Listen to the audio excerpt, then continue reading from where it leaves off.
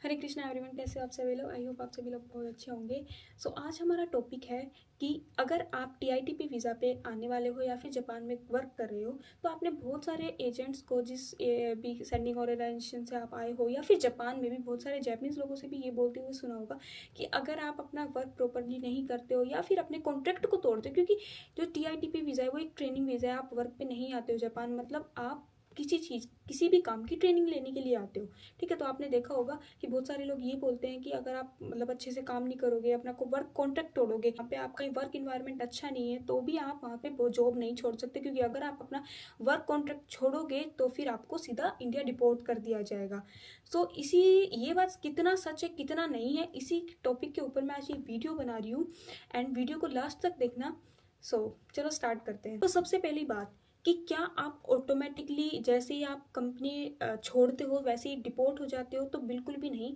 जैसे ही आप कंपनी छोड़ते हो बिल्कुल डिपोर्ट नहीं होते। डिपोर्ट होने के ऊपर कुछ रीजंस होते हैं, और जो लोग डिपोर्ट होते हैं ना, उनके भी कुछ साइंटिफिक रीजंस होते हैं पीछे। तो वो क्या होते हैं? सबसे पहली बात, या तो आप इलीगल स्टे कर रहे हो, मतलब आपका कॉन्ट्रैक्ट 1 ईयर का है एंड 1 ईयर के बाद भी आप जापान में स्टे कर रहे हो, तो आप डिपोर्ट हो सकते हो। उसके अलावा अगर आप इलीगल कहीं पे वर्क कर रहे हो, देखो टीआईटीपी वीजा में और एसएसडब्ल्यू वीजा में ये लीगली मना है कि आप अपने वर्क के अलावा कहीं पे भी कोई अरुबाइतो, ठीक है, कोई हैंड पे जॉब, जो हैंड कैश जॉब होती है वो नहीं कर सकते। आप कैसी भी अपने काम के अलावा आप कहीं पर भी जाके जॉब नहीं कर सकते, डबल जॉब बिल्कुल भी नहीं कर सकते। ठीक है, जापान में एसएसडब्ल्यू वीजा में और टीआईटीपी वीजा में। उसके अलावा आप अगर अपनी कंपनी को बिना बताए, ठीक है, या तो इंडिया चले जाते हो या फिर कहीं और भाग जाते हो, ठीक है, कहीं और चले जाते हो एंड तो मतलब यही है कि आप काम पे रेगुलरली नहीं जा रहे हो, तो उन सिचुएशन में ऐसा होता है कि कंपनी आपको डिपोर्ट कर देती है। ठीक है, जो आपका वीजा है उसको कैंसिल करवा देती है सीधे इमिग्रेशन ऑफिस से। इसके अलावा या फिर आप कोई क्राइम करते हो या फिर कोई जो इमिग्रेशन के लीगल रूल्स हैं उनको फॉलो नहीं करते हो, तभी आप डिपोर्ट हो सकते हो। अब आप सोचोगे ऐसे कोई अपनी कंपनी छोड़ेगा, है ना, जापान इतनी सेफ कंट्री है, इतनी अच्छी जगह है। तो देखो, बहुत सारे और भी यूट्यूबर्स ने भी वीडियो बनाई है कि जापान में भी ब्लैक कंपनी होती है, ठीक है, जो अपने जो वर्कर्स है उनके ऊपर अलग से रोब झाड़ती है एंड लाइक ओवर टाइम करवाती है, एंड जो ओवर टाइम करवाए उसका पैसा भी नहीं देती, बहुत ज़्यादा वर्कलोड होता है। तो ऐसी ब्लैक कंपनी जापान में भी होती है। तो क्या कुछ पता नहीं है, क्या पता आप जिस कंपनी में जॉब करो वो भी एक ब्लैक कंपनी हो।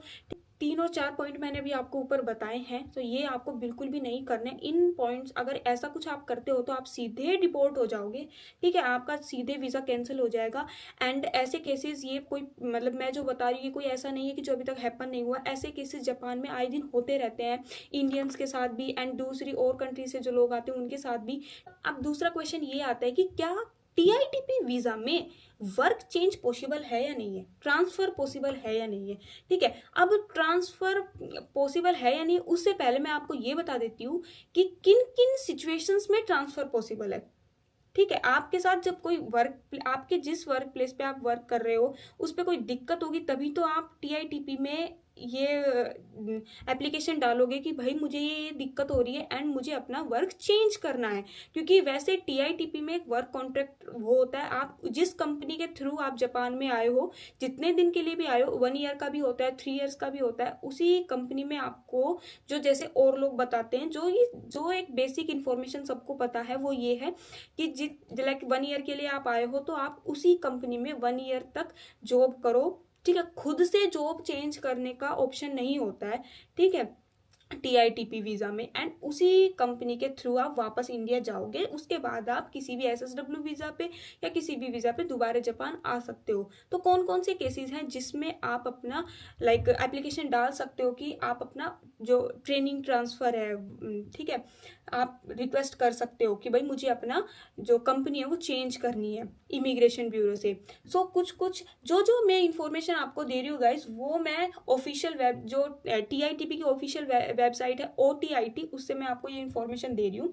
उसके अकॉर्डिंग अगर आपको अब्यूज़ किया जाता हो, ठीक है, आप हरेसमेंट हो, ठीक है, सैलरी अगर आपको नहीं दी जाती हो या फिर आपका पासपोर्ट ले लिया जाए आपसे, है ना, उसके बाद जो कंपनी ने आपको कॉन्ट्रैक्ट दिया है बना के, उसको अगर कंपनी उन सारे रूल्स को फॉलो नहीं करे, तो फिर आप इमिग्रेशन उसमें जाके ब्यूरो में जाके एंड वहाँ पे रिक्वेस्ट कर सकते हो कि भाई ऐसी ऐसी बात है, ये चीज़ें मेरे साथ हो रही है एंड इसलिए मुझे अपना जो ट्रेनिंग प्रोग्राम है टीआईटीपी का वो मुझे चेंज करना है। टीआईटीपी में जापान की भी बहुत सारी कंपनीज एंड इंडिया के भी जो आपके एजेंट होते हैं, जो आपसे पैसा भी खाते हैं, ठीक है, जब आप आते हो, जब आपसे